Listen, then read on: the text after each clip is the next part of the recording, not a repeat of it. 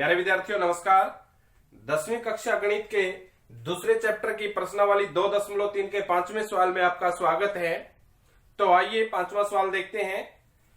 बहुपदों px, gx, qx और rx के ऐसे उदाहरण दीजिए जो विभाजन एल्गोरिथम को संतुष्ट करते हो तथा पहला पार्ट है घात px बराबर घात qx, यानी px और qx की घात बराबर होनी चाहिए। सबसे पहले हमें यह देखना है कि px, qx, gx और rx क्या है।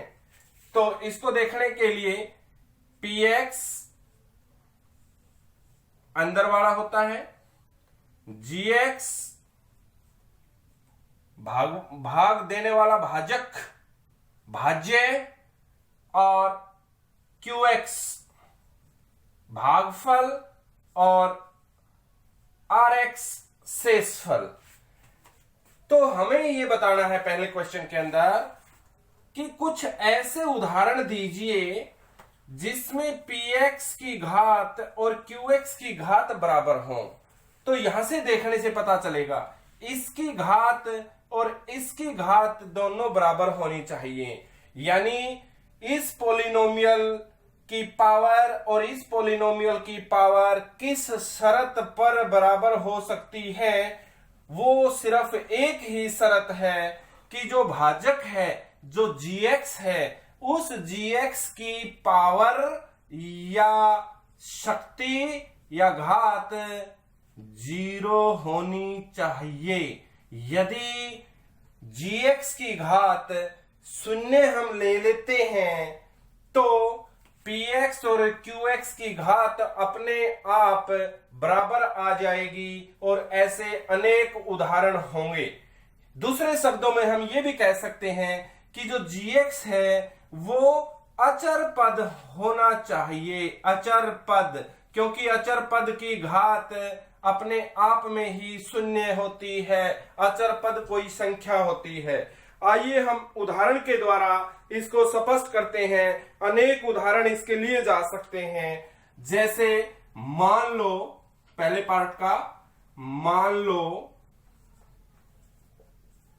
px बराबर है 5x square plus 5x, 5x square plus 5x plus 9, और हमारे पास gx हम मान लेते हैं, gx हम मान लेते हैं यहां वही कंडीशन कि अचर पद होना चाहिए। मान लो वो 5 है। तो अब हम इसको भाग करके देखते हैं। 5x square plus 5x plus 9 ये हमारा भाज्य है, ये हमारा भाजक है 5। अब देखिए सबसे पहले कितने पे चली, x स्क्वायर पर चली, तो 5x स्क्वायर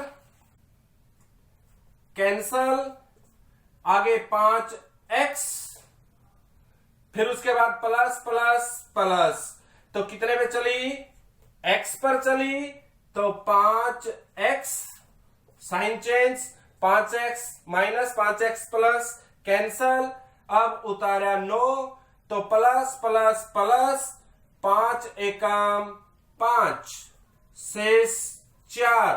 अब देखिए हमारे पास जो आपका qx आया है, तो हमारा qx कितना आया है, qx बराबर है x square plus x plus 1, और हमारा rx क्या आया है, rx शेषफल क्या आया है 4। अब हमें यही बताना था कि px की घात और qx की घात बराबर हो। तो देखते हैं px की घात कितनी है, px की घात 2 है, और qx की घात कितनी है, qx की घात भी 2 है। इस प्रकार हम कह सकते हैं कि px की घात और qx की घात बराबर है। बस एक बात आप लोगों को ध्यान में रखनी है कि जब भी आप gx को मानो तो gx सिर्फ अचर पद ही मानना है, और फिर इसको हमें विभाजन एल्गोरिथम द्वारा सिद्ध भी करना है कि क्या ये संतुष्ट होती है। तो विभाजन एल्गोरिथम क्या होती है? विभाजन एल्गोरिथम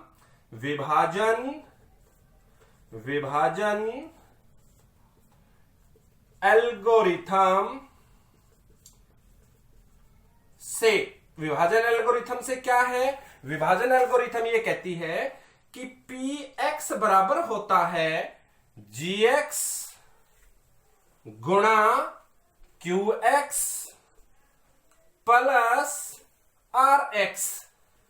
साधारण शब्दों में हम ये कहें भाज्य बराबर होता है भाजक गुणा में भागफल जमा में शेष। तो आइए, आपका भाज्य क्या है सवाल के अंदर? 5x² plus 5x plus 9। दूसरी तरफ gx क्या है आपका? gx आपका 5 है। गुणा कीजिए qx क्या है आपका? x² plus x plus 1। और rx क्या है? प्लस में rx आपका 4 है, शेषफल 4 है। आगे देखिए, 5x² प्लस 5x प्लस 9 बराबर है 5 की सबके साथ गुणा करेंगे तो 5x² प्लस 5x प्लस 5 की x² के साथ करी 5x², x के साथ करी 5x, 1 के साथ करी 5 प्लस 4।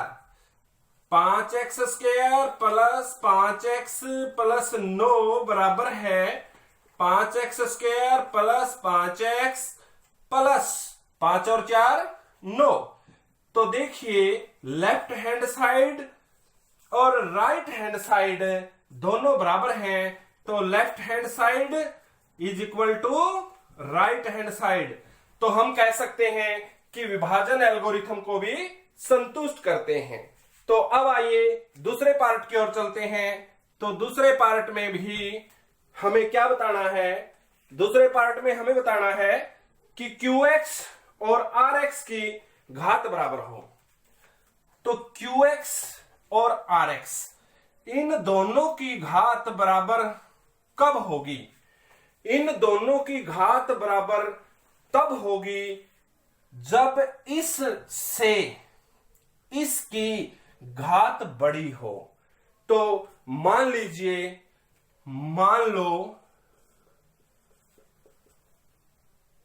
px बराबर है, तो px बराबर मान लेते हैं हम x³ प्लस x, यानी x की 3 प्लस x।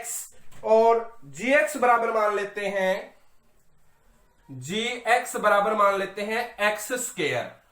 तो अब हम देखते हैं qx और rx। तो x³ प्लस x भाग कीजिए किससे? x² से। तो सबसे पहले किस पे चली? x पे चली। तो क्या आया? x की 3 माइनस प्लस माइनस कैंसल, क्या उतारा? x। अब हम देखते हैं यहां की पावर कितनी है? 1। और भाग देने वाले भाजक की पावर कितनी है? डिवाइजर की पावर कितनी है? 2। तो इसका मतलब शेष कितना है? x। और आपका भागफल कितना है? वो भी x। तो अब हम क्या कहेंगे? क्या क्या हमारे पास आया? qx बराबर कितना आया? qx क्या है? x। और rx क्या आया? rx ये भी x। तो यही तो है, qx की घात और rx की घात बराबर होनी चाहिए। तो दोनों की घात कितनी है? 1।